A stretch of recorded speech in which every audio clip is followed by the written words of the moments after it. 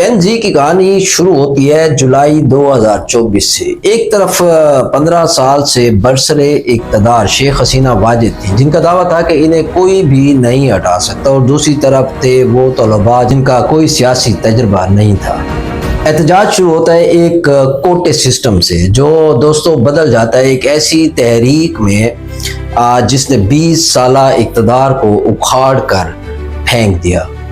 کیا 2026 جنوبی ایشیا کی سیاست کا سب سے بڑا سال ثابت ہونے والا ہے؟ وہ جین زی جس کے ہاتھ میں صرف سمارٹ فونز تھے، کیا وہ اب وہی جنریشن ایک ملک کی تقدیر بدل پائے گی؟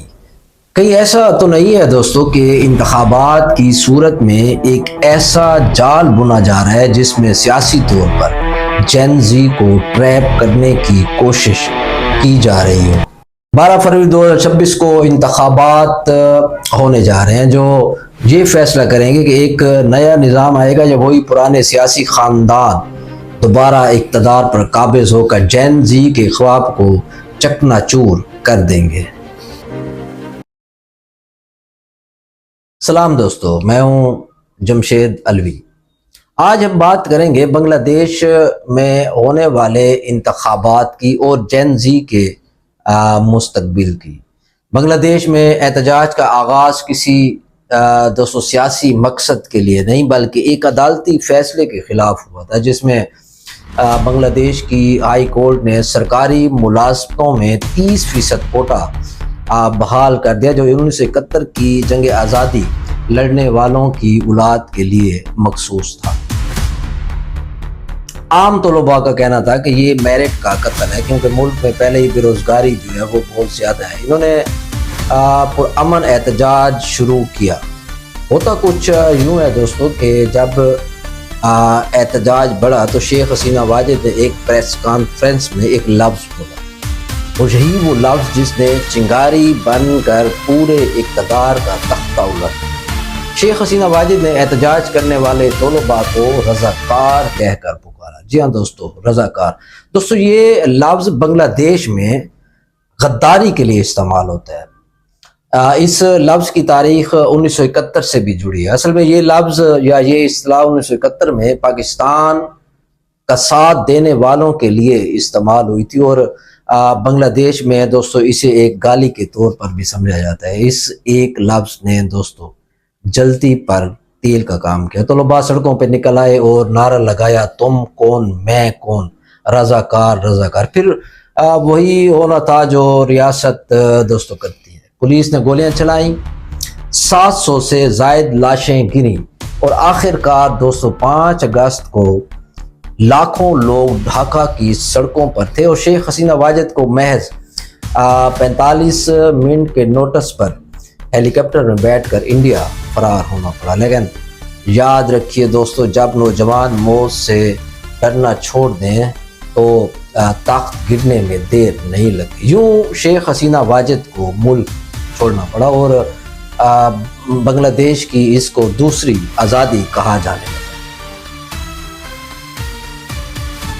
اب یہاں ایک بہت بڑا موڑ آتا ہے دوستو، جہاں سے لوگ شیخ حسینہ واجد کے دور میں جس جماعت اسلامی کو ختم کرنے کی کوشش کی گئی تھی، اسی نے اس تحریک میں خاموش مگر اہم کردار بھی ادا کیا۔ آج جماعت اسلامی نے اپنا چہرہ بدل دیا۔ وہ صرف ایک مذہبی جماعت نہیں رہی بلکہ انہوں نے نیشنل چارٹر کی بات بھی دوستو کی ہے۔ جماعت اسلامی اس وقت ایک 11 جماعتی اتحاد یعنی الائنس کی وہ قیادت بھی کر رہی ہے، جس میں اسلام پسند جماعتوں کے ساتھ ساتھ سیکولر اور قوم پرست گروپ بھی اس میں شامل ہیں۔ نیشنل سٹیزن پارٹی یعنی NCP یہ نوجوانوں کی پارٹی ہے دوستو۔ یہاں ایک دلچسپ صورتحال یہ بھی ہے کہ ایک طرف سیکولر طلباء اور دوسری طرف مذہبی جماعت اسلامی ایک اسٹیج پر کیسے اکٹھے ہو جاتے ہیں؟ اس کا جواب دینے سے پہلے ہم بات کر لیتے ہیں پہلے خالدہ ضیاء کی BNP پارٹی کی۔ دوستو خالدہ ضیاء کی BNP ایک بہت بڑی اور پرانی اور منظم جماعت ہے۔ اس کے پاس ووٹ بینک بھی ہے، ان کے پاس تجربہ بھی ہے۔ وہ چاہتی ہیں کہ پرانے طریقے سے الیکشن ہو تاکہ وہ آسانی سے جیت سکے۔ جین زی یعنی نوجوانوں کا مطالبہ یہ ہے کہ الیکشن سے پہلے آئینی اصلاحات ہوں جو عبوری دور میں دوستوں کی جا چکی ہیں۔ آج بنگلہ دیش کے حالات دیکھ کر ایک بات واضح ہے کہ انقلاب اور مفاہمت ایک ساتھ نہیں چل سکتے۔ یا تو آپ نظام بدلتے ہیں یا پھر آپ نظام کا حصہ بن جاتے ہیں، تیسرا کوئی راستہ دوستو اس میں نہیں ہوتا۔ بنگلہ دیش کی جین زی نے شیخ حسینہ کی آمریت کو تو گرا دیا، لیکن وہ اس گرے ہوئے ڈھانچے کی جگہ کوئی متبادل انقلابی نظریہ کھڑا کرنے میں بالکل ناکام رہی۔ ان کے پاس جوش تھا، ہمت تھی، قربانی کا جذبہ بھی تھا، لیکن ان کے پاس سوشلزم جیسا کوئی ٹھوس معاشی اور سیاسی پروگرام نہیں تھا جو اشرافیہ کی جڑوں پر وار کرتا۔ تو دوستو کیا پھر یہ انتخابات جین زی کے لیے ایک سیاسی جال بننے جا رہا ہے؟ جی ہاں دوستو، شاید آپ کو یہ بات عجیب لگے لیکن حقیقت یہی ہے۔ نوجوانوں کی سب سے بڑی غلطی یہی تھی کہ انہوں نے سمجھا کہ وہ قاتل نظام کے پرانے کھلاڑیوں جیسے کہ جماعت اسلامی یا دیگر کے ساتھ مل کر ایک نیا بنگلہ دیش بنا لیں گے۔ یہ ان کی ایک سیاسی نادانی یا پھر اقتدار کی ہوس ہو سکتی ہے۔ جب آپ ان لوگوں کے ساتھ ہاتھ ملاتے ہیں جو دہائیوں سے اس گلے سڑے نظام کا حصہ رہے ہوں، تو آپ انقلاب نہیں کر رہے ہوتے بلکہ آپ سٹیٹس کو ایک نئی زندگی دے رہے ہوتے ہیں۔ آج بنگلہ دیش کا نوجوان دوستو تقسیم ہو چکا ہے۔ تسنیم جاراز، سمنتا شرمین اور مشفق صالحین جو این سی پی کے جوائنٹ سیکرٹری تھے، انہوں نے بھی اس فیصلے کے خلاف جو ہے استعفیٰ دے دیا اور پارٹی کنوینر نہید اسلام پر شفافیت کی کمی کا الزام بھی انہوں نے لگایا۔ کیوں؟